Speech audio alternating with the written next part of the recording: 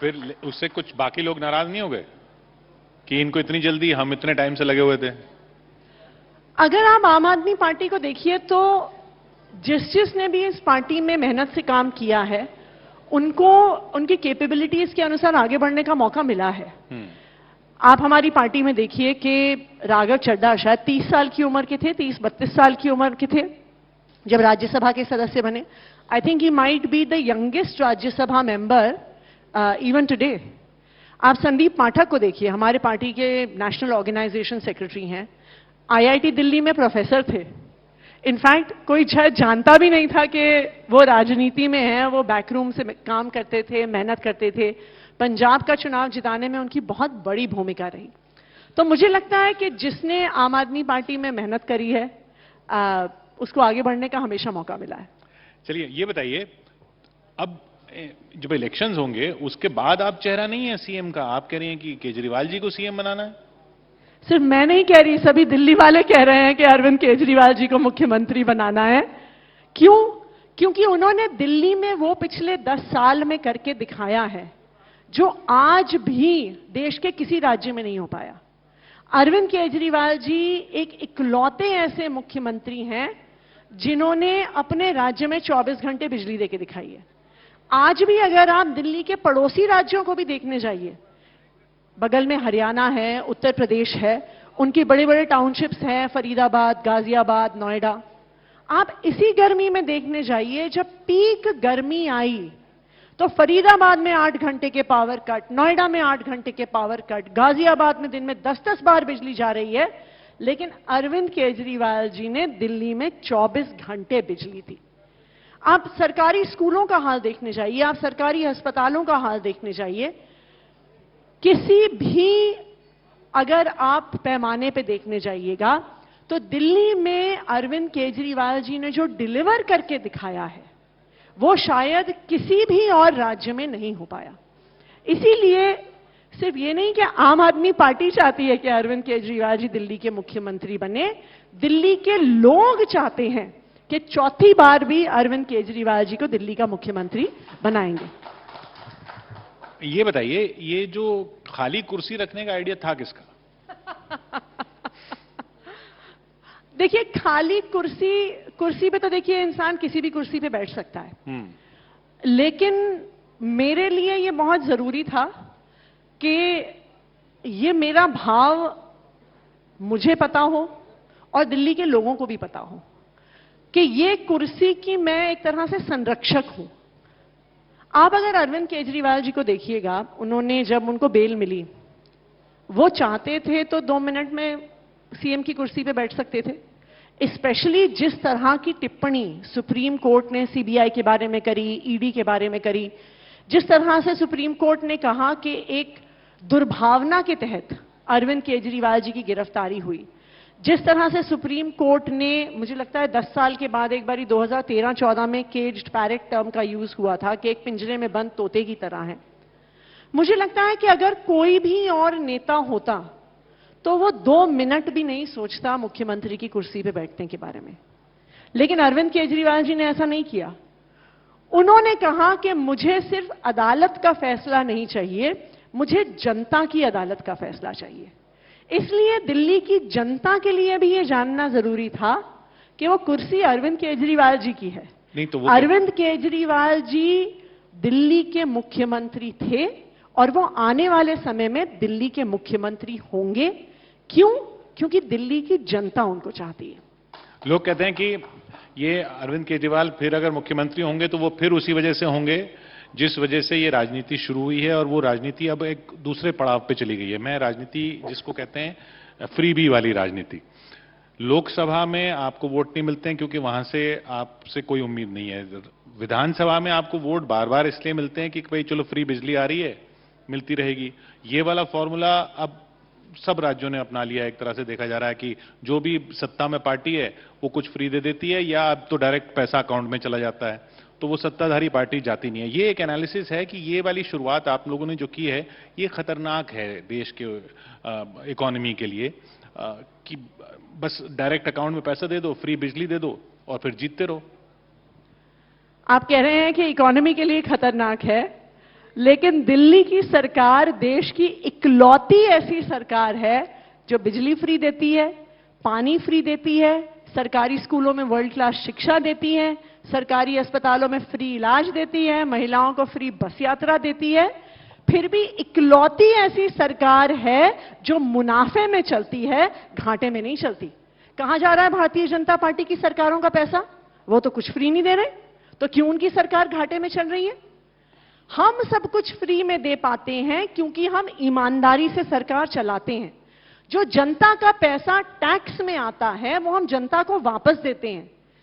बाकी नेता जनता का पैसा अपनी जेब में डालते हैं, दिल्ली सरकार जनता का पैसा जनता की जेब में डालती है, तो इसमें किसी को क्या आपत्ति हो रही है? नहीं, अब आप मुझे बताइए, मैं आपको एक उदाहरण, खर्चों से कट रहा है ना, दूसरे खर्चों मैं आपको एक उदाहरण देती हूं। फॉर एग्जाम्पल, फ्री बस राइड्स फॉर विमेन, कि हम महिलाओं को बस यात्रा फ्री करवाते हैं। आपको पता है कि आज के दिन में रोज 11 लाख महिलाएं डीटीसी बस में सफर कर रही हैं। क्यों? क्योंकि उनको बस टिकट फ्री मिलता है। इतनी ऐसी लड़कियां हैं जो कॉलेज में एडमिशन नहीं लेती। क्यों? कॉलेज दूर पड़ता है, आने जाने का खर्चा ज्यादा होता है, इसलिए घर वाले कहते हैं घर पे पढ़ाई छोड़ दो या कॉरेस्पॉन्डेंस से पढ़ लो। इतनी ऐसी महिलाएं हैं जो काम नहीं करती थी क्योंकि महिलाओं को सैलरी कम मिलती है अपने काम के लिए, घर से दूर काम नहीं ढूंढ सकती थी, लेकिन आज कर सकती हैं क्योंकि उनको बस का किराया फ्री मिलता है। मैं आपको बता, अभी रिसेंटली कोई मुझे एक बढ़िया उदाहरण बता रहे थे कि उनके एरिया में एक परिवार है जो धोबी का काम करता है। उनकी झुग्गियां टूट गई या उनको कहीं और साउथ दिल्ली के बजाय जनकपुरी में उनको शिफ्ट करना पड़ा, लेकिन आज भी वो परिवार सिर्फ इसलिए अपनी गुजर बसर कर पा रहा है क्योंकि जनकपुरी से सफदरजंग इनक्लेव उस घर की महिलाएं आ सकती हैं क्योंकि उनको बस यात्रा फ्री मिलती है, वरना वो परिवार आज सड़कों पे आ गया होता। नहीं तो इसलिए जो दिल्ली सरकार की, अरविंद केजरीवाल जी के मार्गदर्शन में जो पॉलिसीज हैं वो बहुत केयरफुली डिजाइंड है, वो इकोनॉमिक ग्रोथ के लिए डिजाइंड है। आप जैसे एक उदाहरण देखिए, जब आप बिजली फ्री देते हैं, जब आप पानी फ्री देते हैं, जब आप मोहल्ला क्लिनिक में इलाज फ्री देते हैं, तो आप क्या कर रहे हैं? आप हर महीने एक मिडिल क्लास परिवार का, एक लोअर मिडिल क्लास परिवार का कुछ हजार रुपए का खर्चा बचा रहे हैं। अब वो पैसा कहां जा रहा है? वो ऐसा तो नहीं है कि पैसा अपने गद्दे के नीचे छुपा के रख रहा है, वो किसी और चीज में खर्च कर रहे हैं।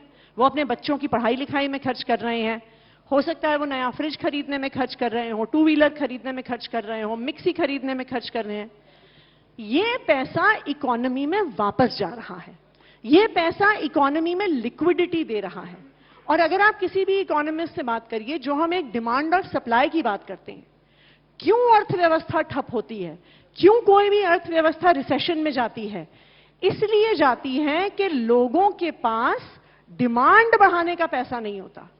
हमने इकोनॉमी की डिमांड बढ़ाई है, और जिसको आप फ्री भी कह रहे हैं, हम कह रहे हैं कि वो एक इकोनॉमिक स्टिम्युलस है दिल्ली की इकोनॉमी को बढ़ाने के लिए। नहीं तो वही मैं इसलिए कह रहा था, इसीलिए आपको बार बार वोट मिलते हैं और फिर लोकसभा में नहीं मिलते हैं। अगर आपकी आइडियोलॉजी के साथ ही लोग होते तो फिर लोकसभा में भी आपको वोट देते। देखिए, कोई वोट किस लिए देता है? वो एक सरकार को लाने के लिए वोट देते हैं। तो दिल्ली में भी, और इनफैक्ट कई और राज्यों में हम देख सकते हैं, दिल्ली में तो फिर भी लोकसभा का चुनाव और विधानसभा का चुनाव कुछ गैप के साथ होता है। कई ऐसे राज्य हैं जहां पर एक ही दिन लोकसभा के चुनाव की वोटिंग होती है और विधानसभा के चुनाव की वोटिंग होती है, लेकिन लोकसभा के लिए उस राज्य के लोग एक पार्टी को चुन के भेजते हैं और विधानसभा में दूसरी पार्टी को चुन के भेजते हैं, क्योंकि लोगों की अपनी स्टेट गवर्नमेंट से एक एक्सपेक्टेशन है, नेशनल गवर्नमेंट से दूसरी एक्सपेक्टेशन। नहीं तो फिर आपके गठबंधन को क्यों नहीं मिले वोट लोकसभा में? आपका क्या एनालिसिस है? देखिए, मेरा ये एनालिसिस है कि शायद लोगों को ये कॉन्फिडेंस नहीं था कि गठबंधन जीत सकता है। क्योंकि उनको वो कॉन्फिडेंस नहीं था, तो पब्लिक क्या कहें, एक विनिंग हॉर्स को बैक करना चाहती है। नहीं तो फिर तो ऐसे तो कभी कोई विपक्ष नहीं जीत पाएगा। अक्सर कई बार ऐसा होता है कि जो अनडिसाइडेड वोटर होता है, उसको अगर ये भरोसा नहीं बनता कि जिस पार्टी को मैं वोट देने जा रहा हूं, जिस पार्टी को मैं वोट देने जा रही हूं, वो जीतेगी कि नहीं जीतेगी, तो इसलिए वो अपनी चॉइस बदल लेता है। तो मुझे ऐसा लगता है कि शायद लोकसभा में लोगों को अभी ये कॉन्फिडेंस नहीं था, खासकर दिल्ली के लोगों को ये कॉन्फिडेंस नहीं था, लेकिन देश भर में जैसा लोकसभा का रिजल्ट आया, तो मुझे ऐसा तो लगता है कि अगली बार जब लोकसभा का चुनाव होगा तो दिल्ली का रिजल्ट बहुत अलग आएगा। उसमें राहुल गांधी का क्या रोल देखती हैं आप? राहुल गांधी की वजह से वोट ज्यादा पड़े, कम पड़े, रह गए? क्योंकि गठबंधन आपके साथ था और वो एक चेहरा है जो मोदी साहब के साथ सामने खड़े हैं। देखिए, मैं तो ये कहूंगी कि लोगों को इस अलायंस पे शायद कॉन्फिडेंस नहीं आया कि ये अलायंस जीत सकती है, और इसलिए लोगों ने उसमें राहुल गांधी का कोई रोल नहीं था। इसलिए लोगों ने, देखिए, किसी एक स्पेसिफिक नेता पे टिप्पणी करने की ऐसी नहीं, क्योंकि वही तो सबसे बड़े नेता थे कांग्रेस के। देखिए, मुझे लगता है कि अगर आपको भारतीय जनता पार्टी को हराना है तो एक स्ट्रांग फेस, प्रधानमंत्री का फेस विपक्ष को सामने रखना पड़ेगा। क्यों दिल्ली में आम आदमी पार्टी जीतती है? क्योंकि यहां पे अरविंद केजरीवाल का चेहरा है, और तो उनके पास नहीं है, इसलिए तो दिल्ली में बिल्कुल भारतीय जनता पार्टी के पास चेहरा नहीं है। उन्होंने कर दिया पेश, तो अच्छा चेहरा। हाँ जी, अगर कोई बड़ा चेहरा पेश कर दिया उन्होंने, तो करते कहां है, उनके पास है कहां कोई बड़ा चेहरा। और कोई ऐसा व्यक्ति भी होना चाहिए जिसका पब्लिक का कॉन्फिडेंस बने, कोई ऐसा व्यक्ति होना चाहिए जिसने डिलीवर करके दिखाया हो, कोई ऐसा व्यक्ति होना चाहिए जिसको देख के पब्लिक सोचे कि अगर ये मेरा मुख्यमंत्री बनेगा तो मेरी जिंदगी बेहतर होगी। तो मुझे नहीं आप लगता कह रही कि राहुल भारतीय गांधी में जनता पार्टी राहुल के गांधी में वो बात पास, नहीं थी। देखिए, ये तो पब्लिक ने भरोसा नहीं दिखाया, तो ये तो देखिए जनतंत्र है, जनता का जनादेश है। पब्लिक की क्या राय है, पब्लिक की क्यों राय है, वो किसी एक लीडर को क्यों सपोर्ट करते हैं, किसी लीडर को नहीं सपोर्ट करते हैं, ये अधिकार तो लोकतंत्र में लोगों के पास है ही। ये जो छवि की बात होती है, जो आपकी पार्टी की छवि पूरी एंटी करप्शन मूवमेंट से बनी है, और फिर अब करप्शन के ही चार्जेस लगाए और करप्शन के ही चार्जेस बार बार लगा रहे हैं। अरविंद जी ने उसके ऊपर बहुत जवाब भी दिया, लेकिन एक चार्ज जिसको लेकर जैसे कैलाश गहलोत जी थे, वो तो आपके साथ मंत्री थे, उसी घर में सीएम आवास में वो रोज जा रहे थे, उसके एक दिन बाद रिजाइन करके बीजेपी में, और उसी के सामने खड़े होकर वो प्रोटेस्ट कर रहे हैं, उसी घर के सामने। तो वो जो घर है जो रेनोवेट हुआ, उस रेनोवेशन ने आपकी छवि को नुकसान नहीं पहुंचाया?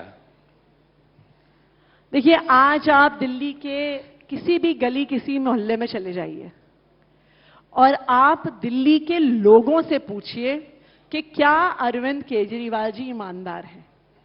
मैं इस सवाल का जवाब दूं, इससे बेहतर जवाब दिल्ली के लोग देंगे, क्योंकि दिल्ली के लोगों का अरविंद केजरीवाल जी पर जो भरोसा है।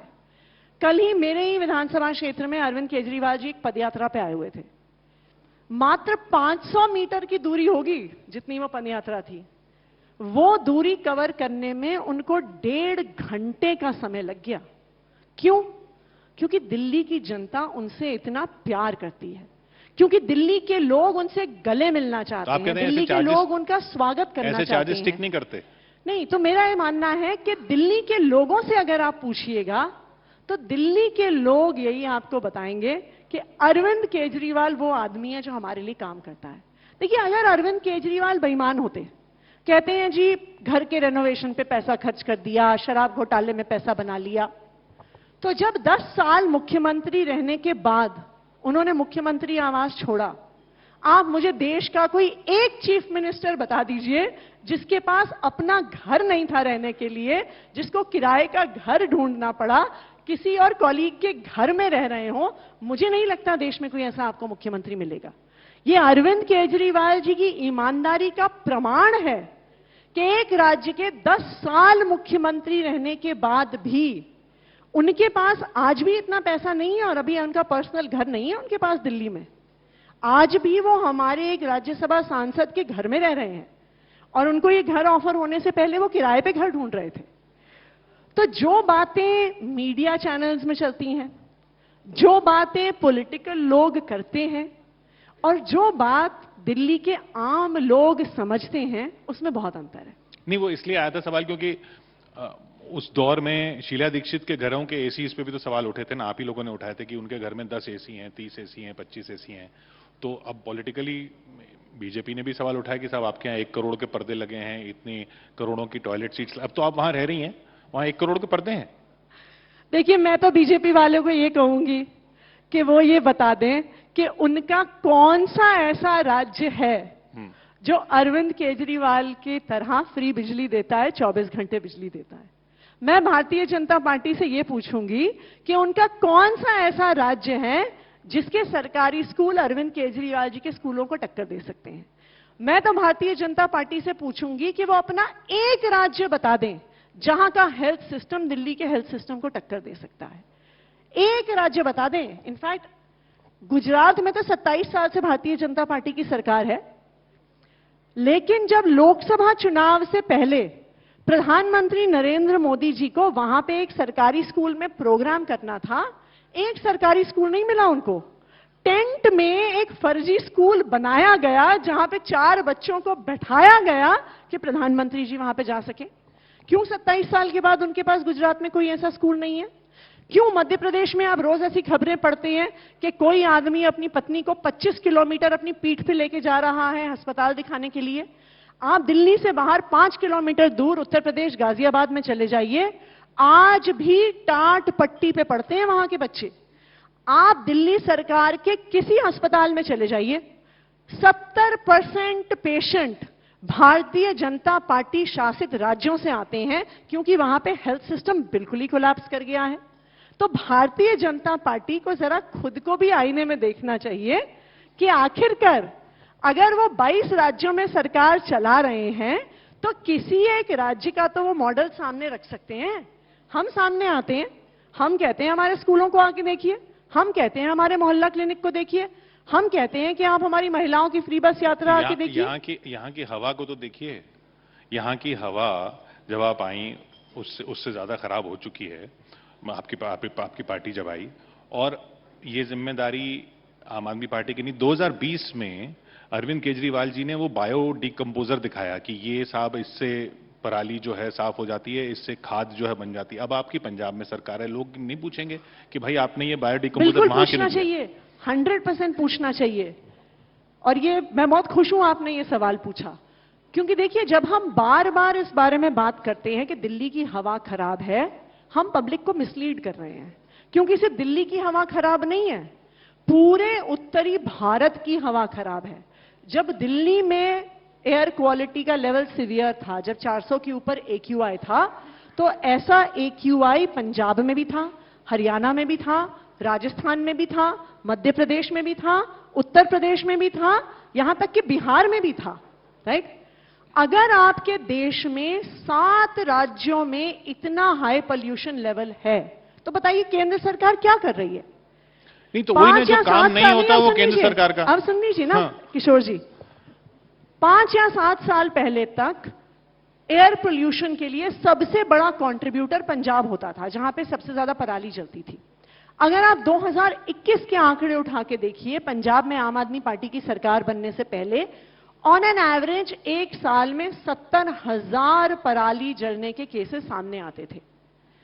पंजाब सिर्फ एक इकलौती सरकार है पूरे नॉर्थ इंडिया में जिसने पराली जलने को रोका है। और मैं नहीं कह रही, ये केंद्र सरकार के आंकड़े कह रहे हैं कि 2021 और 2024 के बीच में पंजाब में पराली जलने की घटनाएं 70 से 80% तक कम हो गई हैं। बाकी राज्यों में क्या हुआ? हरियाणा में पराली बढ़ रही है, हरियाणा में बहुत कम हुई है। हरियाणा में तो कम, हरियाणा में जो डेटा आया, जो कोर्ट में पेश किया गया, वो कम हुई। आप यूपी में देख लीजिए, यूपी में 4 गुना हो गई, राजस्थान में बढ़ गई। और इस साल के अगर आप आंकड़े देखिए, सबसे ज्यादा अगर पराली किसी एक राज्य में जली है वो मध्य प्रदेश में जली है, जहां पे भारतीय जनता पार्टी की सरकार है। वो हवा इधर नहीं आ रही ना। तो अगर मध्य प्रदेश में पराली जल रही है, राजस्थान में पराली जल रही है, पंजाब में पराली जल रही है, हरियाणा में पराली जल रही है, उत्तर प्रदेश में पराली जल रही है, तो क्या आम आदमी पार्टी इन सारे राज्यों के लिए जिम्मेदार है? इसकी जिम्मेदारी, अगर कोई नेशनल इमरजेंसी है, अगर कोई नेशनल क्राइसिस है, तो इसकी जिम्मेदारी नेशनल गवर्नमेंट की होती है। क्या कोविड के समय केंद्र सरकार ने कहा कि दिल्ली अपना लॉकडाउन लगाए, पंजाब अपना लॉकडाउन लगाएगा, हरियाणा अपना लॉकडाउन अलग लगाएगा, उत्तर प्रदेश अपना लॉकडाउन अलग लगाएगा? नहीं कहा, क्योंकि एक नेशनल मेडिकल इमरजेंसी थी। तो क्यों प्रदूषण की घटनाओं पे केंद्र सरकार के मुंह में दही जमी हुई है? क्यों प्रधानमंत्री देश के बाहर थे? क्यों वो ब्राजील में घूम रहे थे जब 7 राज्यों के लोगों का दम घुट रहा था, वो सांस नहीं ले पा रहे थे? प्रधानमंत्री जी ने एक शब्द नहीं बोला। प्रधानमंत्री जी देश में वापस भी नहीं आए। प्रधानमंत्री तो छोड़िए, पर्यावरण मंत्री ने, आप उनका सोशल मीडिया हैंडल उठा के देख लीजिए, एक स्टेटमेंट, आप कोई निर्णय छोड़िए, कोई पॉलिसी छोड़िए, एक ट्वीट तक आपको नहीं मिलेगा जो हमारे केंद्र सरकार के पर्यावरण मंत्री ने प्रदूषण के मुद्दे पे किया हो। तो मैं तो ये कहूंगी, अगर आपके शो पे आपने आज मुझसे ये सवाल पूछा, आप प्रधानमंत्री जी को बुलाइए। नहीं, वो मैं तो आपको ये बता रही हूं, ये तो आप प्रेस कॉन्फ्रेंस में भी बोल चुकी हैं। कोई केंद्र सरकार का एक भी मंत्री प्रदूषण के मुद्दे पे सवाल का जवाब देने को तैयार नहीं है। क्यों?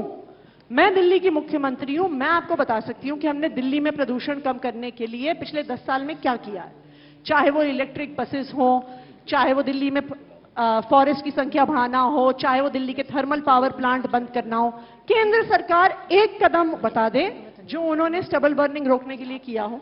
10 साल में केंद्र सरकार ने ना 1 रुपया खर्च किया, ना पराली जलने को रोकने के लिए एक भी वो पॉलिसी लेके आए। तो मैं तो किशोर जी आपसे यह आग्रह करूंगी कि केंद्र सरकार पे दबाव बनाइए, उनके मंत्रियों को अपने कॉन्क्लेव में बुलाइए और उनसे पूछिए कि 10 साल में आपने पूरे नॉर्थ इंडिया के पोल्यूशन को रोकने के लिए क्या किया।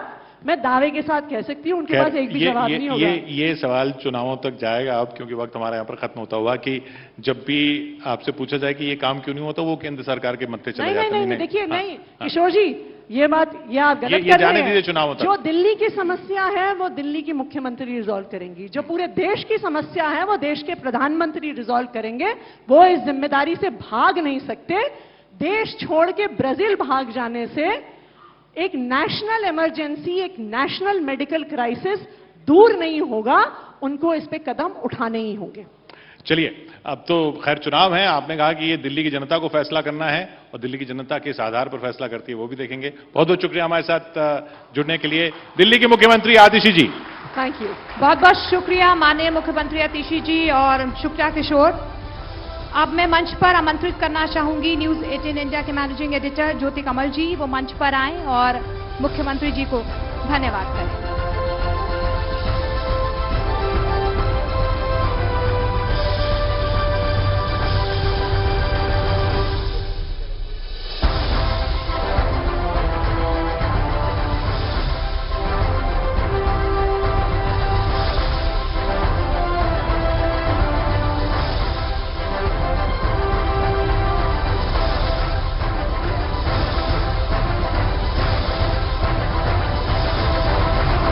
Thank you so much Atishi ji, thank you Kishore, thank you Jyoti, आप सबका बहुत बहुत धन्यवाद।